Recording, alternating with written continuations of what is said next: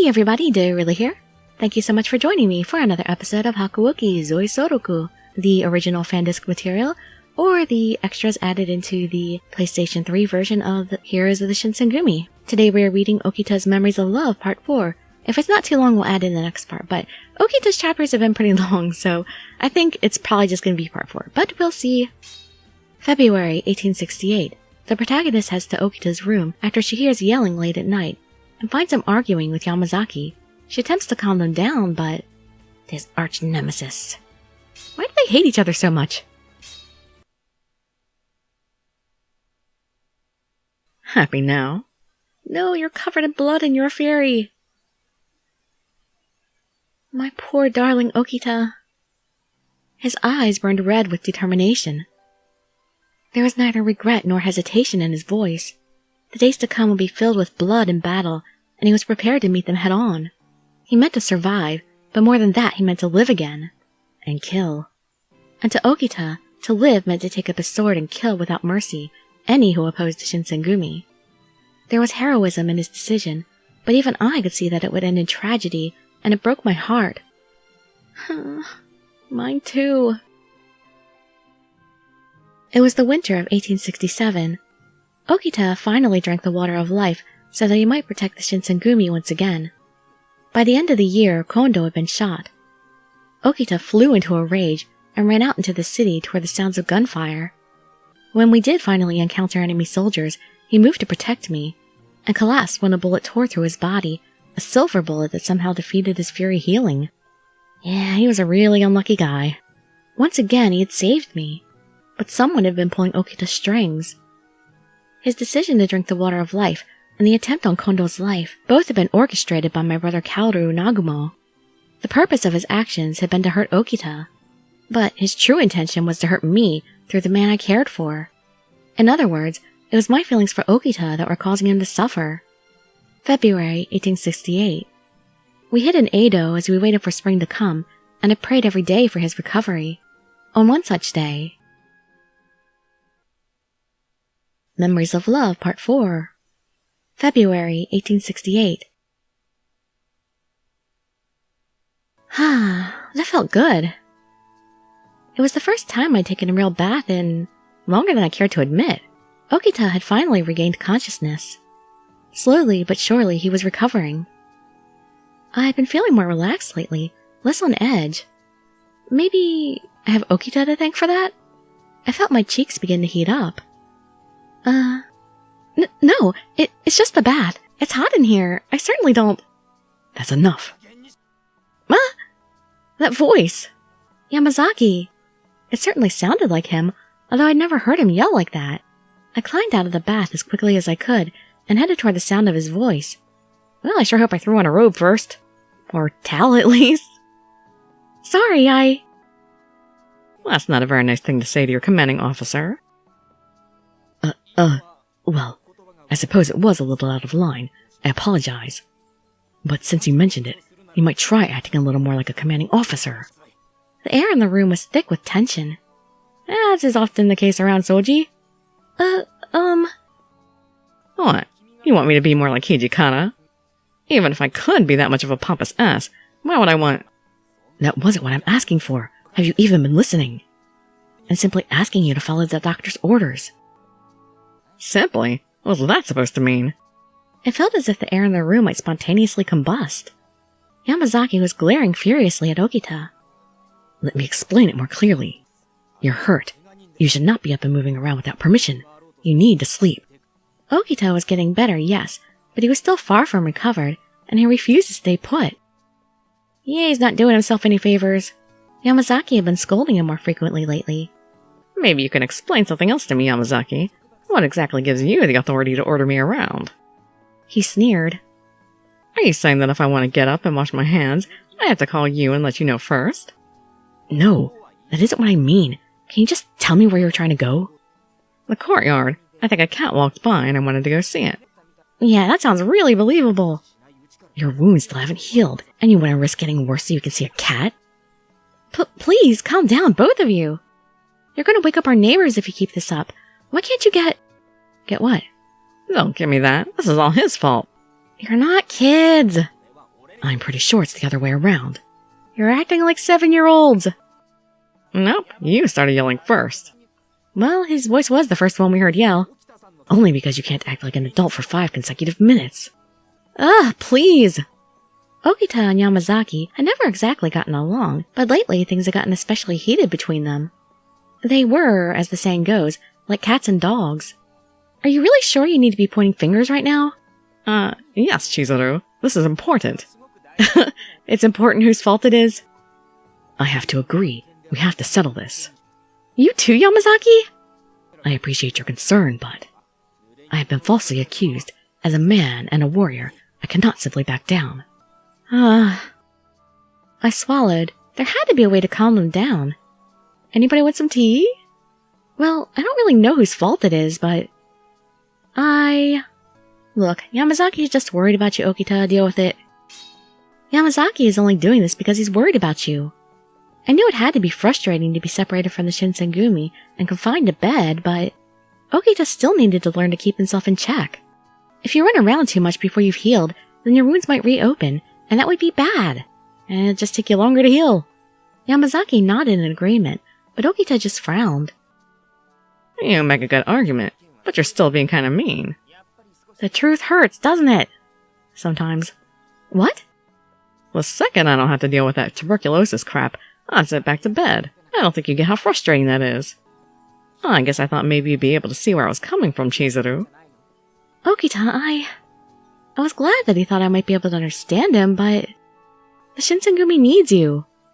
I know you're feeling frustrated right now, but you need to take it easy for a while. I did understand how he felt, but this was important. I couldn't back down. Aw, alright. I guess that helps. Really? Yeah, I feel like the Shinsengumi still needs me. I should bring Kondo up more often, that helps. That always helps against Souji. He's weak against Kondo. He let out a sigh and gave me a small smile. I'm out of commission right now because of that damn bullet. But I'm a fury now. That means I can get back out there and fight. Yeah, I'm not useless. It seems like he was trying to convince himself more than anyone else. Kondo's probably waiting for me, but I'll only get in the way if I run back before I'm 100%. Well, I guess I can hang out here for a little longer. Gotta get this body ready for kicking ass again, or it's not really mine, right? I wanted him to rest, yes, but I felt a little strange about what he'd said.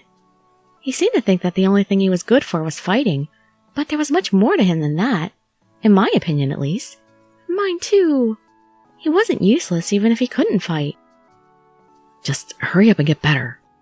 Yamazaki spat out his words, then turned on his heel and stalked out of the room. That's Yamazaki for ya. He's a good person. As angry as he was, I could tell that Yamazaki was only concerned about Okita's health. He's stubborn. That's not the same thing. What do you mean? He's not a bad guy, but he hasn't earned you kissing his ass either. Okita still seemed to be upset. It's getting late. Shouldn't you be getting back to bed?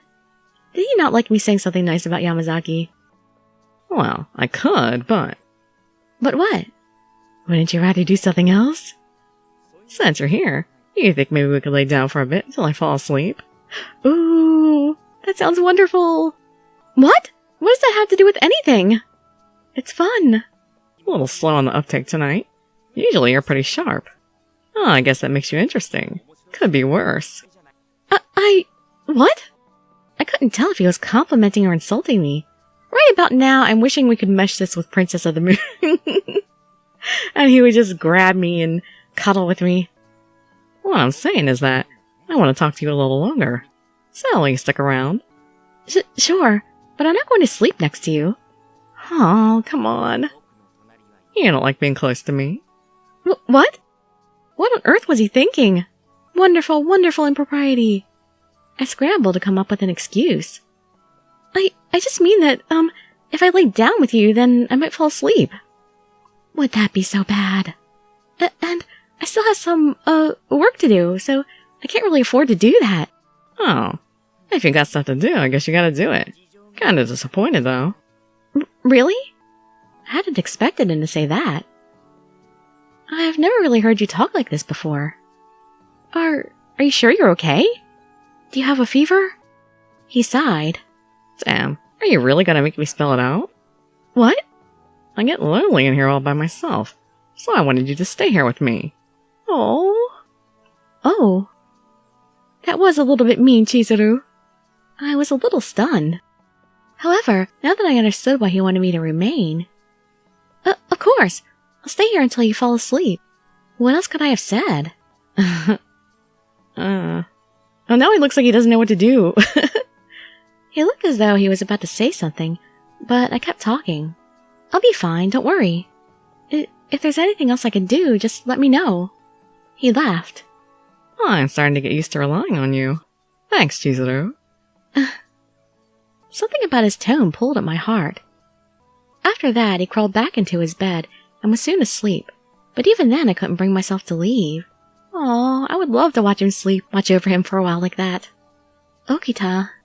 When he was still suffering from tuberculosis and growing weaker by the day, he'd been frustrated by his own inability to fight. His entire self-worth seemed to be hinged on whether or not he was a useful tool for the Shinsengumi and Kondo. But now, of course he feels anxious. I looked down at Okita's sleeping face. After drinking the water of life, his strength had returned. He was no longer, by his own definition, useless. Once he recovered from his bullet wound, he would be able to go and fight under Kondo's command, as he so desperately wanted to. But would he be able to abandon his humanity so easily? If he couldn't, I doubt he'd be able to wear his concerns on his sleeve as Heisuke did. Not quite getting that.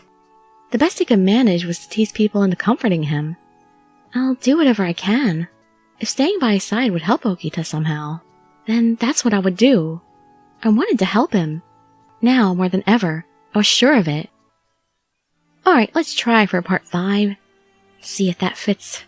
Well, I guess we'll have to. It might be a long edit, but it's gonna fit, somehow. March 1868. The protagonist and Okita make their way toward Edo as quickly as they can, but becoming a fury has made it difficult for the protagonist to be up and about during the day. Okita, keenly aware of her pain, suggests they take a break, as there's no time to spare.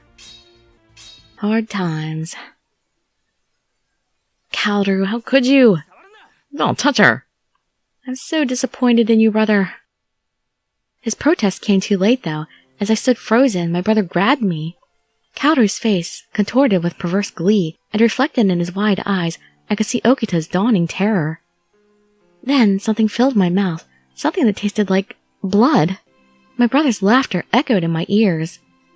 I could feel my heart thundering in my chest as the liquid Kaoru forced down my throat went to work in my body. Though I had been born a demon, from that moment on I was a fury. Just like Okita. Well, although I'm still a demon fury, not a human fury. March 1868.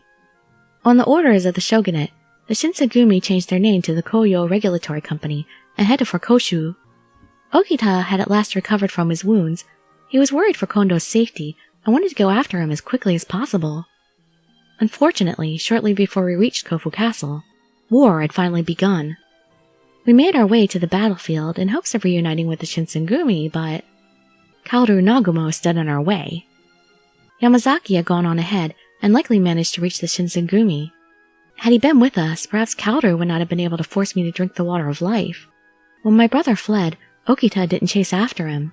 Instead, he turned to follow the main body of the army that had retreated toward Edo. Undoubtedly, he wanted to meet up with the rest of the Shinsengumi as quickly as possible. The water of life had changed me, though, and my body began to behave oddly. I tried to run, but my legs felt sluggish and heavy. Even walking was difficult.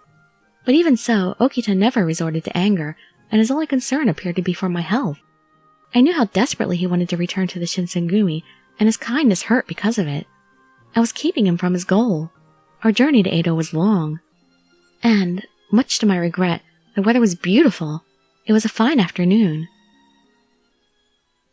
And we actually get a sweet moment amongst our flight.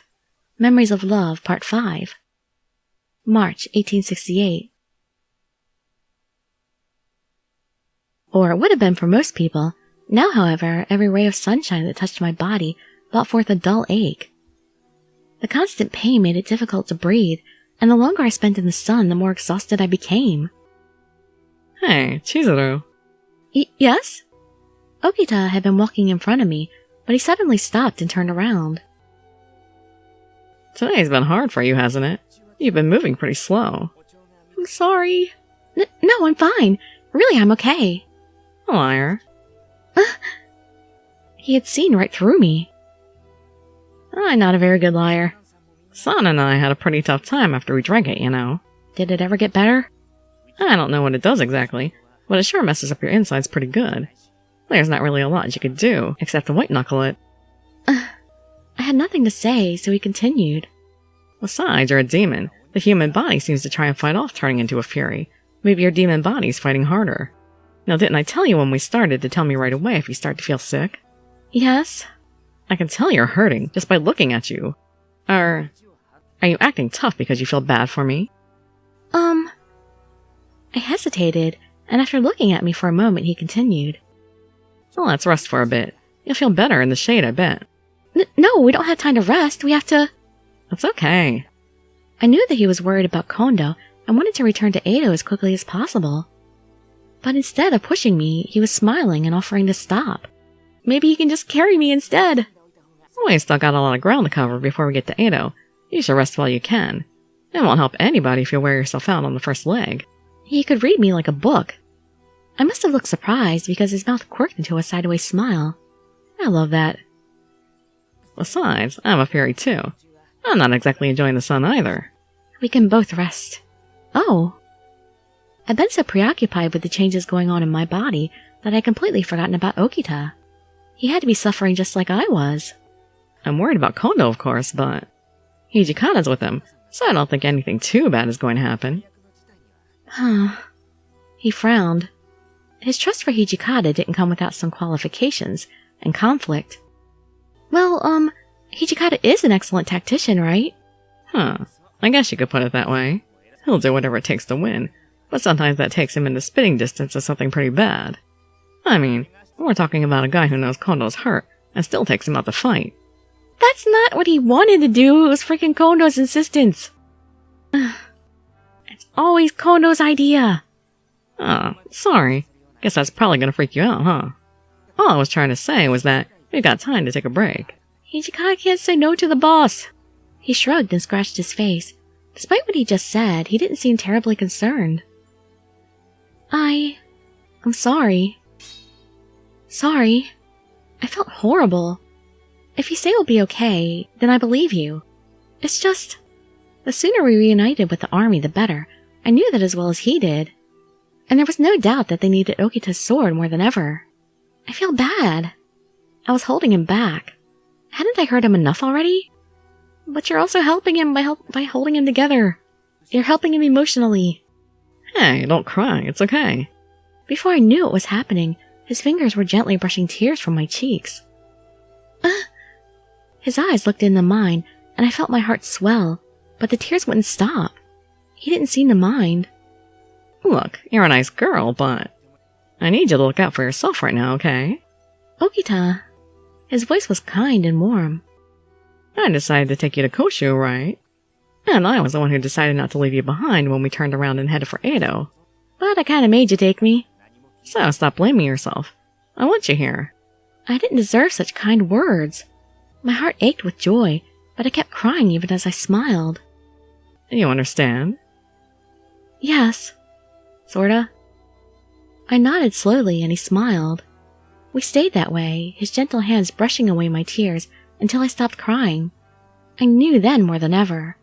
I was in love with Okita. So very in love, more than I could ever have imagined. Come on. Okay. They were so in love so early, yet they didn't do anything about it for the longest time. He took my hand and led me into the shade of a nearby tree. Oh. The moment we were out of the sun, I began to feel better. Thanks. I think I'll be good to go again if I can just sit here for a few minutes. Maybe we need some kind of hooded things that we can wear, or like umbrellas. But Okita shook his head solemnly. No, that's not going to be enough. I want you to take a nap. Can you take a nap with me? Can we spoon?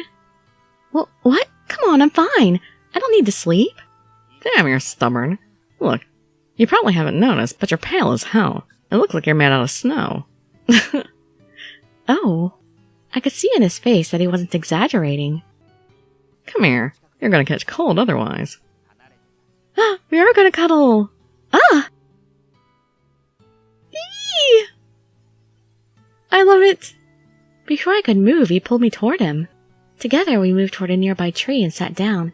He laid my head on his shoulders. Perfect! Look, I'll nap with you, okay? It's gonna be alright. Yes, darling? My face felt red hot, and it must have been an alarming shade of red. Being so close made me nervous, but he was warm too, and in time I began to relax. As his warmth soaked into my body, my eyes drifted shut. Oh, just as I was falling asleep. I'm sorry, Chizuru. I was selfish and I hurt you. Was he talking to me? I didn't want to. I was scared. I didn't know what you'd think. I guess I lost my way. There was a deep sorrow in his voice. What's wrong with me? How could I have hesitated to kill? I wanted to say something, to reassure or comfort him, but my mind was too far along the path to sleep. Darkness drifted over my mind, and his voice sounded very far away. I heard him sigh, but just barely, and then he whispered into my ear. I won't make any more mistakes. Next time, whatever it takes, I'll protect you. I had too little consciousness left to understand what he was talking about, but somehow it made me feel content. I let his warmth roll over me like a thick blanket and drifted off into a sleep full of happy thoughts. Oh, that was wonderful. Yeah, okay, those two fit nicely into a video. A lot of his chapters have been really long, but that was a good length, those two. That's been my favorite extra with him so far. We actually cuddled a little, and it was so cute, and it was so pretty. Need more of those! And for once, not being so sad worrying about his illness and all. Well, anyway, hope to see you in the next video for Okita Memories of Love 6 and possibly 7. Or I'd love to see you in any of my other videos. And I'd be so grateful for any likes, comments, subscriptions, or shares with your friends to show some support. Thank you so much for joining me, and I wish you all health, happiness, and safety. Dirili signing out. Bye-bye, everybody.